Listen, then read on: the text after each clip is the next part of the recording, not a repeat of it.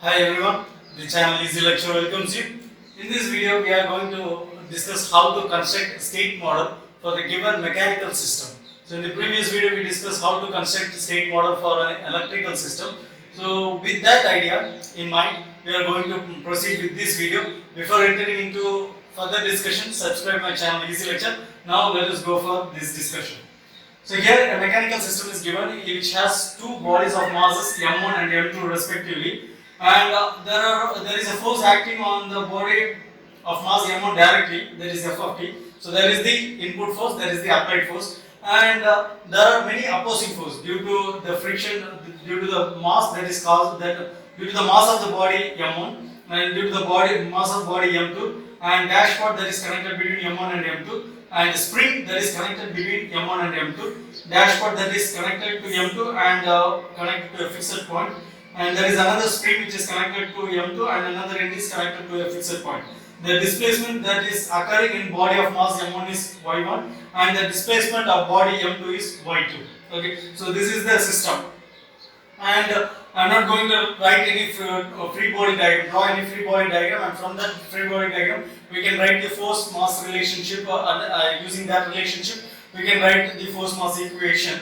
But here I am going to write it directly because we have analyzed this how to write the differential equation of mechanical system in our previous video, so I am not going to discuss about that. I am going to write the equation directly. So for mass m1 there is an applied force and force mass relationship is under equilibrium condition. Total applied force is equal to total opposing force. Here applied force is F of t, and let us discuss what are the opposing force. The opposing force is due to the mass m1, and that opposing force is directly proportional to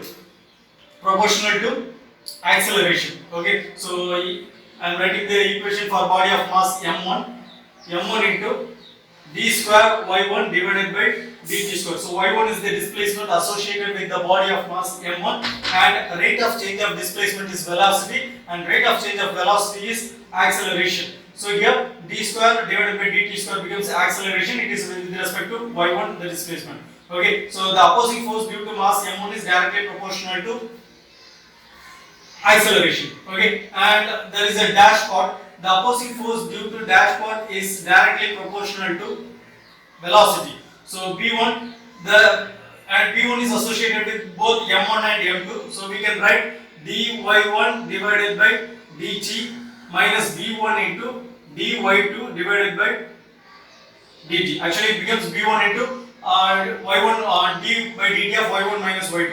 So when we expand this, it becomes b1 into dy1 divided by dt minus b1 into dy2 divided by dt.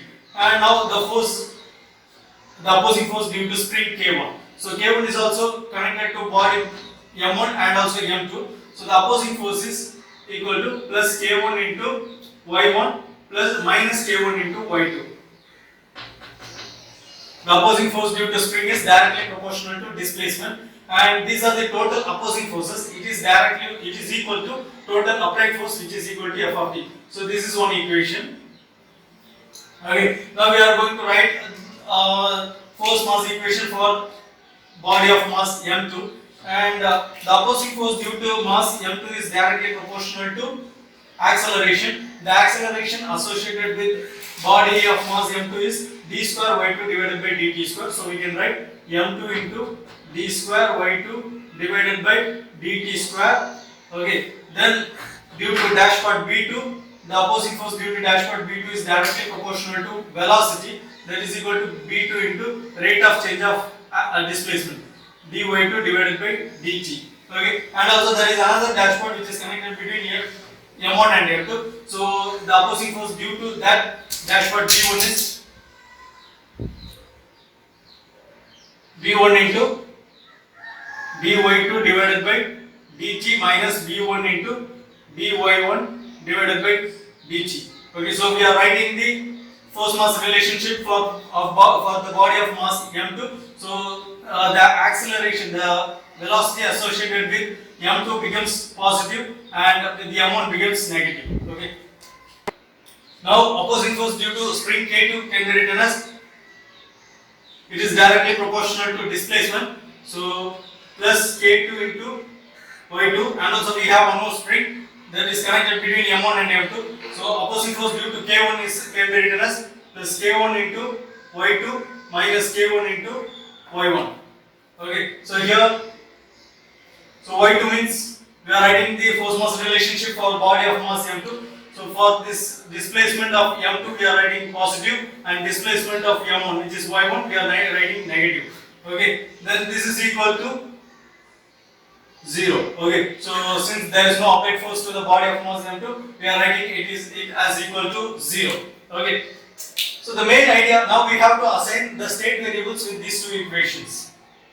Okay, so main idea of assigning state variables, the thing is state variable should have the first derivative, because for the state model while writing the state equation we can write x dot equal to ax plus bu. So this is the state equation, and the output equation y equal to cx plus du. So this is the state equation and this is the output equation, and these are the state variables. X is the state variable, so we have to assign state variables, and the first derivative of state variable x is x dot. Okay, so while assigning the state variables we have to be very careful that we have x dot for them.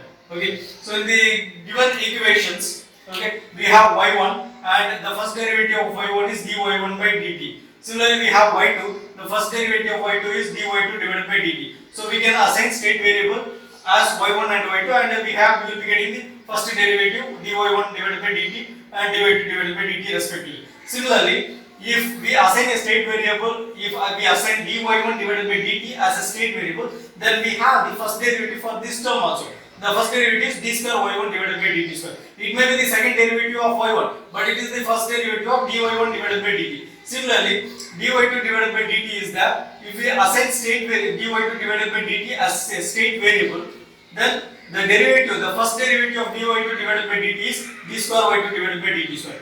d square y2 divided by dt square may be the second derivative of y2, but it is the first derivative of dy2 divided by dt. Okay, so with this concept, with this idea, we are going to assign state variable. So the state variables that we are going to assign are, let y1 equal to x1. Okay, then y2 equal to x2. Okay, so we have assigned y1 as x1 and y2 as the state variable x2. Okay, then the derivative of y1, okay, dy1 divided by dt, dy1 divided by dt, that is equal to x1 dot. Okay, again we have d square y1 divided by dt square. Okay, so d square y1 divided by dt square, again we have d square y1 divided by dt square. Okay, so dy1 divided by dt, the first derivative of dy1 divided by dt is d square y1 divided by dt square. So it can be considered as a state variable. Okay, so the name that we are assigning for this is x1 is over, x2 is over, I am assigning x3 for this. Okay, so this becomes d square y1 divided by dt square becomes x3 dot. Okay, similarly here y2 dy2 divided by dt, dy2 divided by dt equal to x2 dot. Okay, but we have again d square y2 divided by dt square. The first derivative of dy2 divided by dt is d square y2 divided by dt square. So we can assign a state variable for this. So that is equal to x1 is over, x2 is over, x3 is over. We are assigning x4 for this. So d square y2 divided by dt square becomes x4 dot. Okay, so this is how we assign state variables. Now we are going to substitute these state variables in this equation. Okay, so that is what we are going to do now.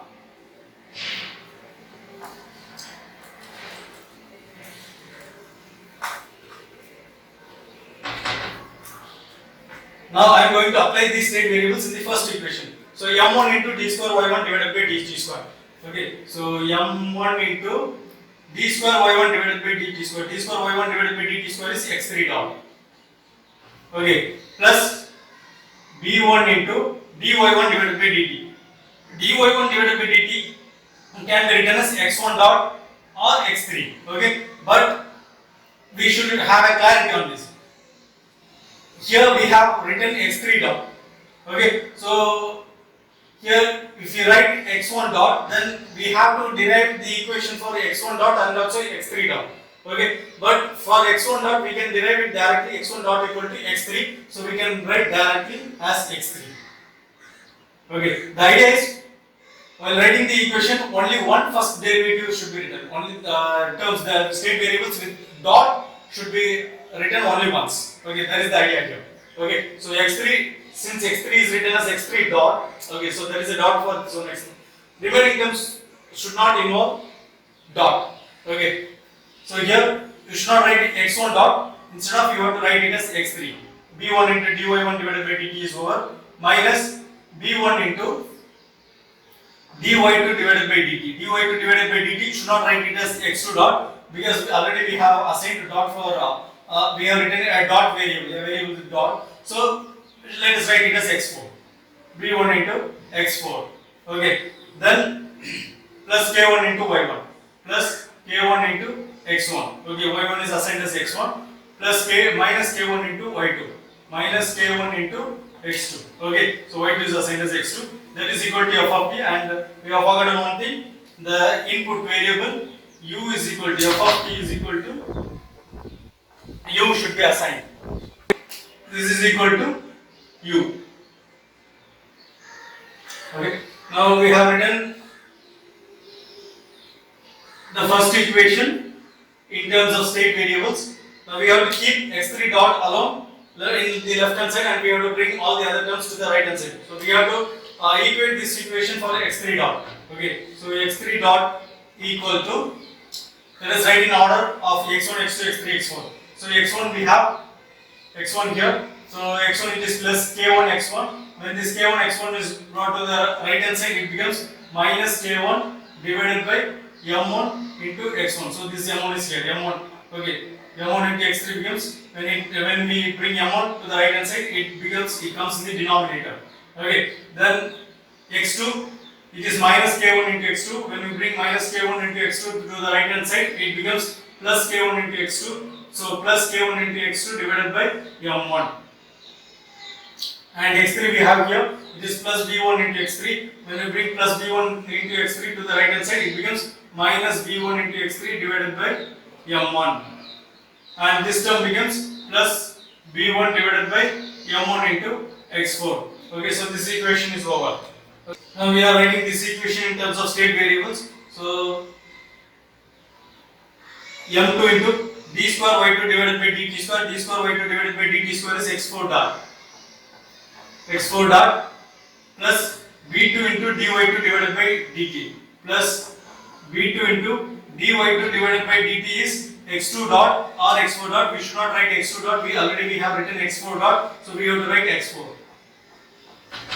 plus b1 into dy2 divided by dt is x4. Should not write x2 dot minus b1 into dy1 divided by dt minus b1 into dy1 divided by dt is x3. Should not write x1 dot plus k2 into y2, k2 into x2 plus k1 into y2 plus k1 into x2 minus k1 into y1 minus k1 into x1 equal to 0. Okay, so we have written this equation also in terms of state variables. Now keep x4 dot in one side and bring all the other terms to the right hand side. x4 dot equal to, do we have any x1 terms here? Yes, here we have x1 terms. x1 term. When we bring x1 term to the right hand side, it becomes plus k1 into x1. Here we have m2. When we bring this m2 to the right hand side, it comes in the denominator. So the thing is, we will be getting k1 divided by m2 into x1. And for x2, we have plus k1 plus k1 plus k2 into x2. That becomes minus k1 plus k2 into x2, the whole divided by m2. Okay, then we have x3 here. This becomes b1 divided by m2 into x3, and this becomes minus b1 plus b2 divided by m2 into x4. that is equal to 0. Okay, so we have got x1, x2, x3, x4. Okay, now this is over. So we have got x3 dot, we have got x4 dot, and we have to derive now x1 dot and x2 dot. So x1 dot we know already. x1 dot is x3 and x2 dot is x4. Okay, so with this knowledge, we are going to write the state equation. Okay, state equation is x dot equal to ax plus bu. X dot equal to ax plus bu. So now we have x dot as x1 dot, x2 dot, x3 dot and x4 dot equal to ax plus bu. So let us write a separately. First let us write x.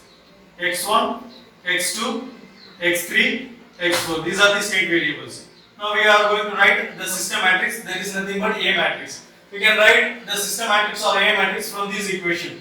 First, the equation of x1 dot. x1 dot equal to x3. So x1 dot equal to 0 into x1 plus 0 into x2 plus 1 into x3, 1 into x3 plus 0 into x4. Similarly, x2 dot equal to x4. This can be written in matrix form as 0 into x1 plus 0 into x2 plus 0 into x3 plus 1 into x4.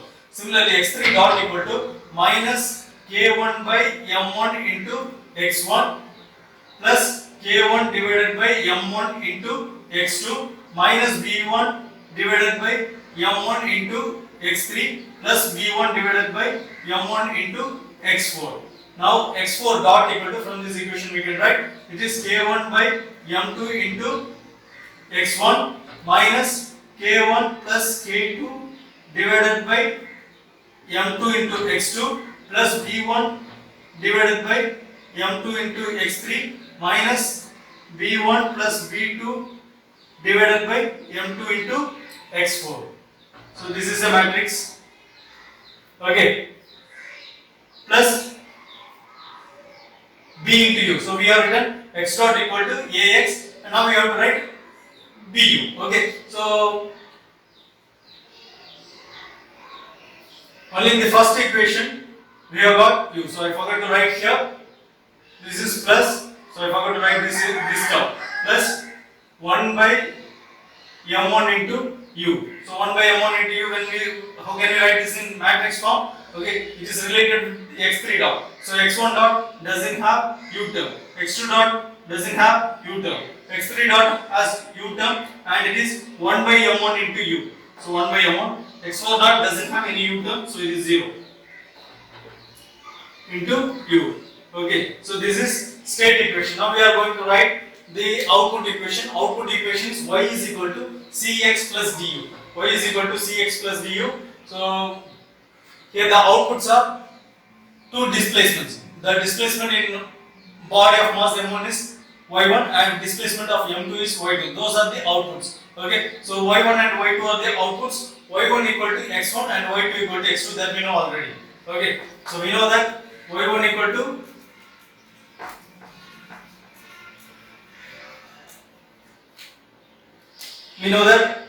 y1 equal to x1 and y2 equal to x2.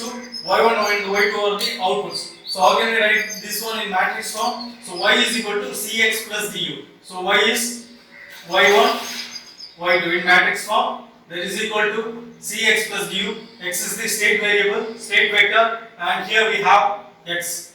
Okay, x1, x2, x3, x4.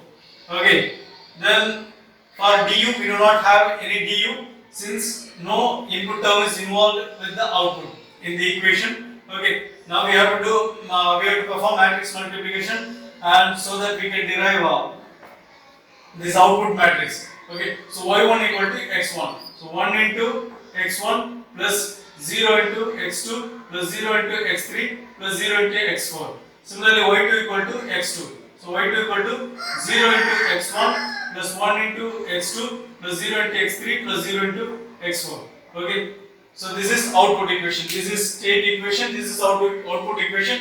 These two equations constitute state model. So we have accomplished our target of constructing a state model for the given mechanical system. Okay, so I hope you have understood how to construct state model for the mechanical system. The question that we have discussed now here is a mechanical translational system. The same idea can be applied to mechanical rotational system also. The only difference there is, instead of force we have torque, and instead of displacement we have angular displacement in mechanical rotational system, and remaining things are same. So the idea that we have learned in this video can be easily applied to the questions related to mechanical rotational system also. So if you have any doubt in this, kindly give in the comment box, and don't forget to share this video and comment on this video. Kindly like this video, and don't forget to subscribe my channel Easy Lecture. Meet you again in another video. Until then, bye. Thank you.